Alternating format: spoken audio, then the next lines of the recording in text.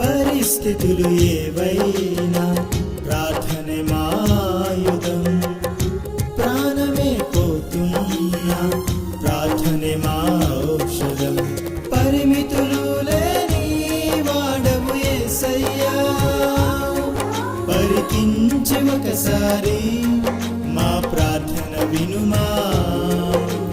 పరిమితులు లేని వాడవు యేసయ్యా, పరికించి ఒకసారి